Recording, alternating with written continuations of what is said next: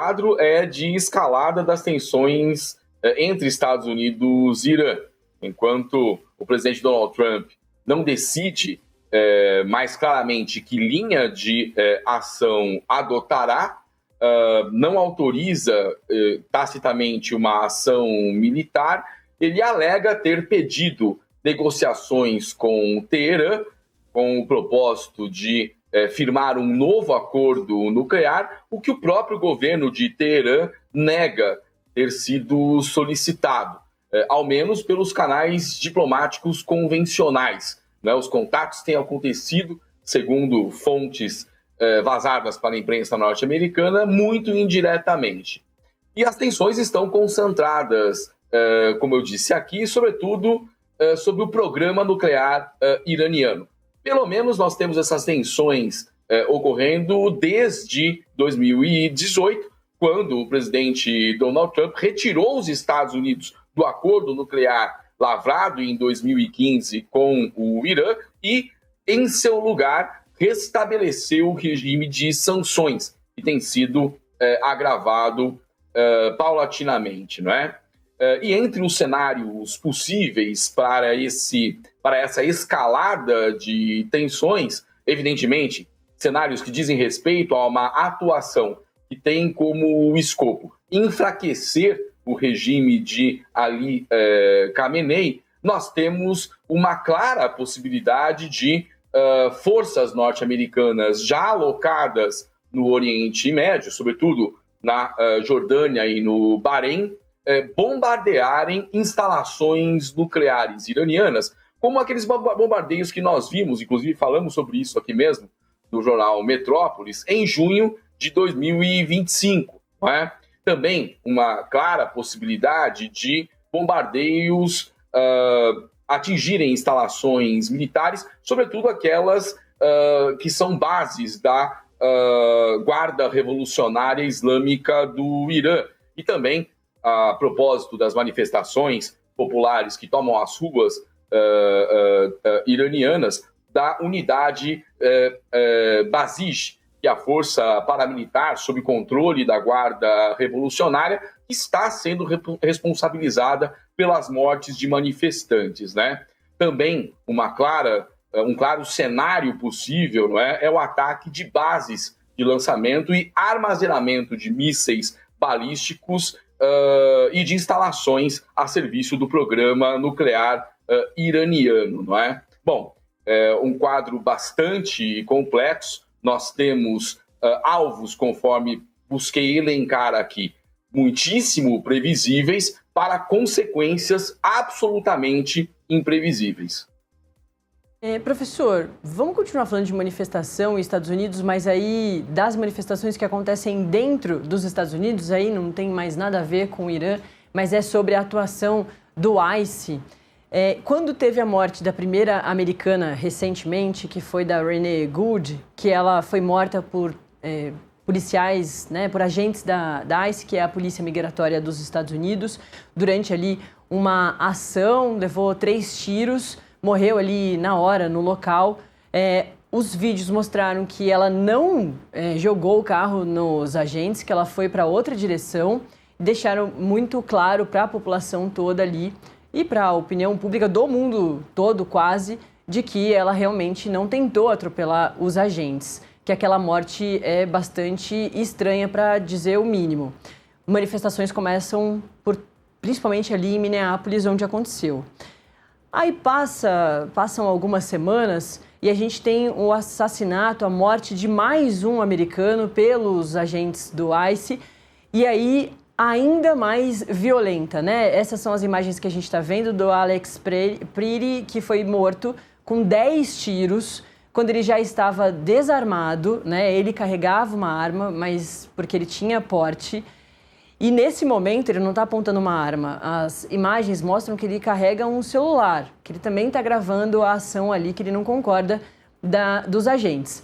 Ele é imobilizado e a arma é retirada, e mesmo assim, a quase queima-roupa, ele leva 10 tiros e ele é morto. E os Estados Unidos entram em chamas, né? Principalmente em Minneapolis.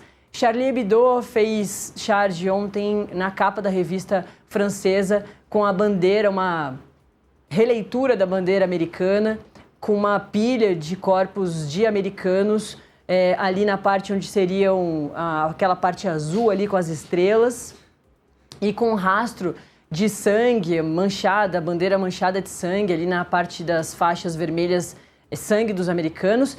E embaixo da charge tem ali o policial, um agente da ICE, levando mais um americano lá para a pilha dos mortos.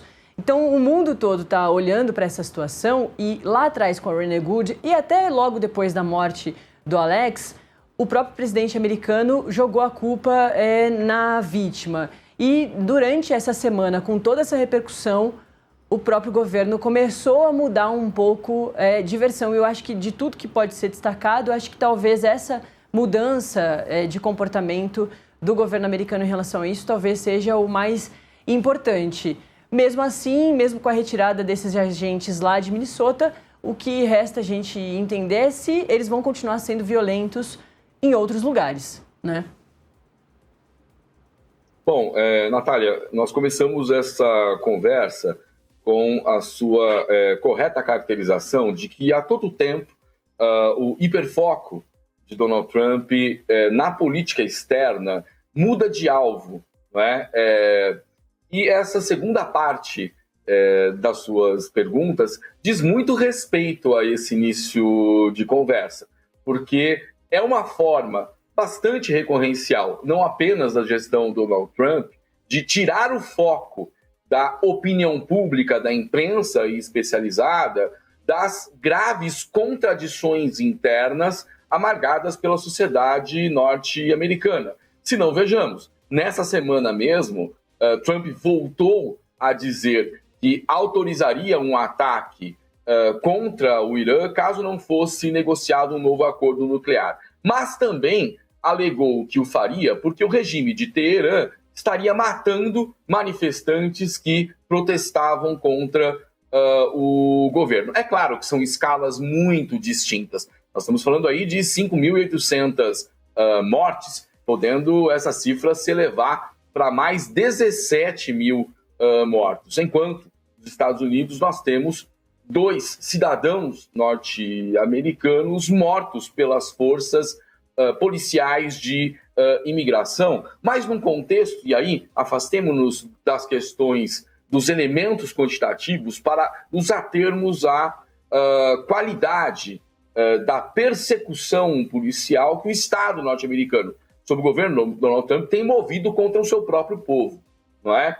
E que preconiza uma forma peculiar de tirania que é também já conhecida de segmentos subalternizados da sociedade norte-americana. Refiro-me ao movimento negro, né? Veja que os Black Panthers voltam a se organizar e fazer patrulhas para a manutenção das condições de segurança de suas coletividades. Outras minorias sociais também se veem impelidas a esse processo de auto-organização, que também faz parte da cultura política norte-americana, porque grupos organizados, não é, de ódio manifesto à diversidade e supremacistas brancos, né, outros militantes, né, dessa pleiade, não é, que aqui não vale nem a pena nominar, estão cada vez mais à vontade para, do subterrâneo à superfície, disputar o debate público. Né? Então é disso que se trata. O recrudescimento da ação no plano internacional está diretamente ligado à necessidade de manutenção e recrudescimento de um Estado policial de repressão permanente para a contenção das classes subalternizadas, né, na dia de capital trabalho, não é? Mas também para desviar o foco, lembremos-nos, não é, que os arquivos Epstein chegam nesse momento exatamente à figura de Donald Trump, implicando a muitos, não é, na possibilidade de crimes como o da exploração sexual de menores. Então, tudo isso está ligado. Nós já temos falado sobre isso aqui há algum tempo. Agora, é evidente que existe a possibilidade de uma tentativa de moderação do discurso, não é?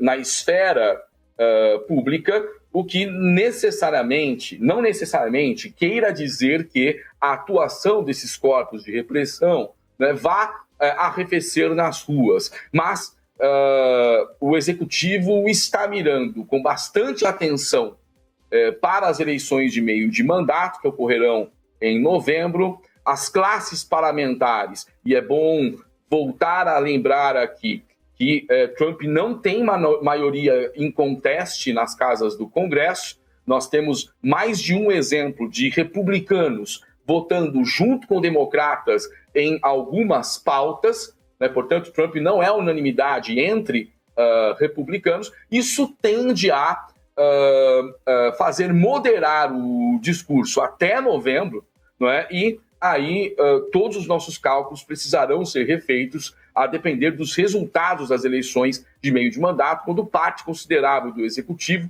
nas duas câmaras se renovará.